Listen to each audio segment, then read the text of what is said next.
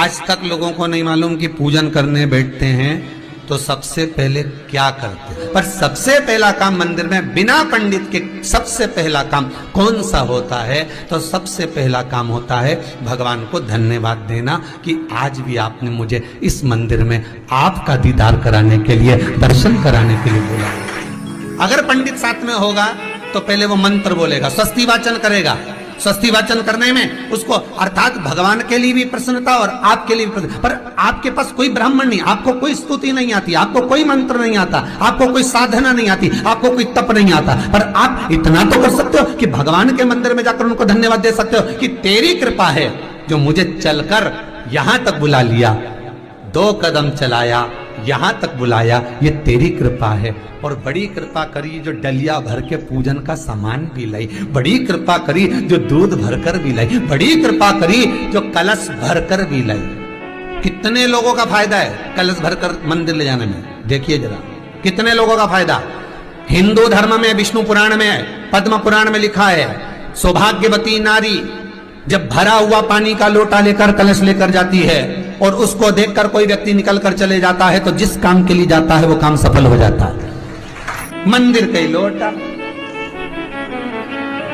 मंदिर का ही पानी, सिर पे पल्लू लेके हर हर महादेव बस शिव जी के चढ़ा रही और इतने प्रेम से रिझा रही। अब फ्री का पानी था तो एक लोटे में मन भी नहीं माने।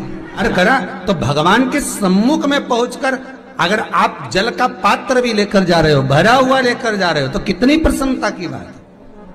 हिंदू धर्म की रीति है, जिस पात्र को हम जल चढ़ाने लेकर जाते हैं उस पात्र में भगवान के चरणों का जल लाते हैं, खाली पात्र नहीं लाते।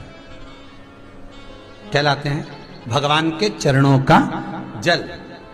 उस चरणोदक को लेकर आए, घर में रखा, सबने अपने नैनों में लगाया, हृदय में लगाया, चित्तवृत्ति में लगाया। खाली पात्र हम लेकर वापस नहीं आ रहे हैं। शिव मंदिर में जब जब जाओ, जल चढ़ाने के लिए जाओ, पात्र तुमने शंकर जी को पूरा पानी चढ़ा भी दिया तो शंकर के चरणारविंद का थोड़ा सा जल पात्र में डाल के भले 2 बूंद लाओ, 4 बूंद लाओ, इतना सा लाओ, पर लाओ और उसको पूरे परिवार के नेत्रों में जब लेकर आए हो चरणोदक तो लगाओ। पर खाली पात्र नहीं लेकर आना। खाली पात्र लाने में ध्यान दीजिए, जब आप पूरा जल समर्पित कर देते हैं, जल समर्पित भी पूरा करना है, भगवान को चढ़ा रहे हो तो पूरा समर्पण होना चाहिए, पूर्ण समर्पण। इसलिए शंकर भगवान को अधूरा समर्पण नहीं, इसलिए श्रीफल भी पूर्ण चढ़ता है। शंकर जी के मंदिर में श्रीफल नहीं फूटता, पूर्ण श्रीफल। बेलपत्री भी पूरी, चावल का दाना भी चढ़ेगा तो आखा, फल भी चढ़ेगा तो आखा, फूल भी चढ़ेगा तो आखा। भगवान को कोई चीज खंडित नहीं चढ़ती, शिव जी को जल भी चढ़ेगा तो पूर्ण। जिस जल को चढ़ाने के लिए लेकर गए उसको बचा कर नहीं लाना है शिव मंदिर में से, संपूर्ण भाग। क्योंकि भगवान के चरण की रज जब हमारे घर में प्रवेश करेगी तो हमारा आत्म कल्याण तो स्वतः ही हो जाएगा, शिव करुणा कर ही देंगे। पर कई लोगों की आदत रहती है, और आपने भी गलती करी होगी, गए होगे, चढ़ाकर भी आए होगे, पूरा पानी भी उंडेल कर आए होगे, चढ़ा भी दिया, छोड़ भी आए, पर लेकर नहीं आए होगे। कई लोग गलती कर जाते हैं और फिर बाद में कहते हैं हम तो इतने साल से पूजन कर रहे हैं, भगवान हमारी सुन ही नहीं रिया। तो भगवान के मैं तो तैयार बैठा, पर तू नवा के चली जाए, लेके तो कहीं जाए। तो भगवान थोड़ी ना कहेगा कि तू मेरे पास में आए तो मेरे चरण की रज लेकर जा। भगवान थोड़ी ना कहेगा कि मेरे पास में आकर तू ये लेकर जा। भगवान तो कहेगा मेरे पास में आया है, मांगना कुछ मत, बस मुझे जो स्नान कराया है मेरा चरणोदक लेकर जा, छीट दे पूरे घर में, संपदा भरना मेरा काम है। जहां मेरी चरण की रज पहुंच गई वहां संपदा स्वतः पहुंचती है, मैं वहां पहुंच जाता। तो चरणों तक ले जा। पर लोग ले जाते हैं, पूजन करते, कलश भी उंडेलते, जल भी चढ़ाते, पर आते समय खाली लेकर आ जाते। भगवान को इतना बुरा लगता, मेरे दरवाजे से खाली जाए, मुझे कितना बुरा लगेगा। जो आए वो भर कर जाए, भले 2 बूंद लेकर आओ, पर उसमें चरणों तक थोड़ा सा लेकर अवश्य आए। उसी तरह जल चढ़ाने के बाद हम जब लेकर आते हैं पात्र के अंदर, ये उसमें उसकी बरकत है। गर्ग संहिता में दूसरी चीज कही, उसको भी समझ लीजिए।